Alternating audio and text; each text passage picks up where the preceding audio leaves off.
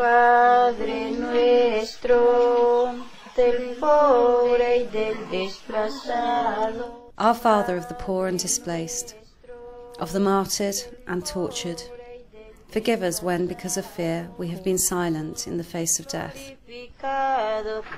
This song is a prayer for the people of Colombia.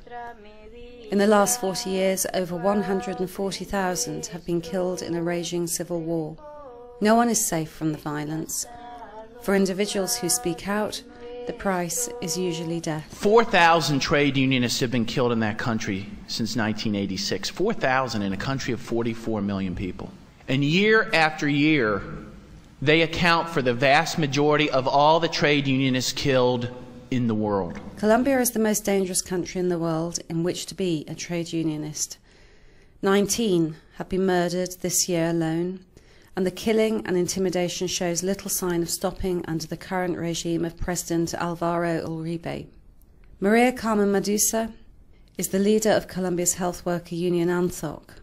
Several of her family have been murdered, and in 2006 she and her son-in-law were imprisoned on false charges of rebellion. Aberrantes, terribles. The conditions were terrible and inhuman. As political prisoners, we were cut off from everybody else and not allowed any access to educational materials or social programs. We were left to rot. When we were eventually released, after months inside, due to international pressure, the Attorney General's office said it would appeal the decision and investigate us under anti-terror laws. We have been granted provisional freedom, which means we're still in limbo. We are not allowed to get back to working for our unions. I smile, but inside, my heart is crying. The state torture of dissidents and human rights activists is often ignored by Western leaders. One of the last acts of the Bush presidency was to award President Uribe the Medal of Freedom, one of the highest awards that can be bestowed on a foreign leader. President Uribe has reawakened the hopes of his countrymen and shown a model of leadership to a watching world. Colombia remains a nation with challenges, but the future will always be bright in a country that produces such men as President Alvaro Uribe. Congratulations, mi amigo. The warm words and backslaps are a world away from the suffering of the Colombian people. Women like Gloria Mancera Torres. In March 2007, Gloria's son Aurelio went to play pool with friends. It was the last she ever heard from him. A few hours later, she received a call from the police to say he had been arrested and to come to the station. But when she arrived, she was refused entry. They wouldn't let me in. Police told me to go and see an attorney, and that's when I knew my son was dead. The attorney said my son had been killed because he was a guerrilla. I said, that cannot be. Where is your proof? And he told me that the army had shot at 4 terrorists, including my son. We were forced to pay for a death certificate so we could take his body home. We carried the casket, and that's when I saw what they had done to my boy.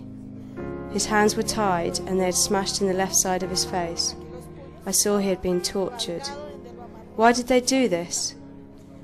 When he had gone out, he had been wearing smart clothes. But when we found him, he was dressed in a military uniform and had grenades on his side. He'd been shot in the stomach, but there was no hole in the new shirt he was wearing. 4 of my relatives have been killed, and now my son. I've tried going through the legal process, but nothing has happened. I'm afraid to speak about what's happened to my son. Abuses like this are rarely, if ever, brought to justice. The Colombian government has been allowed to use the so-called war on drugs as a smokescreen for the killing of innocents and opposition voices. As well as backing President Uribe politically and diplomatically, Her Majesty's government provides military assistance to the Colombian army, the very institution responsible for so many of the abuses.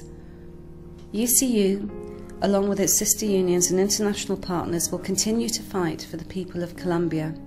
Their plight must not go unnoticed. Together we can begin to change things.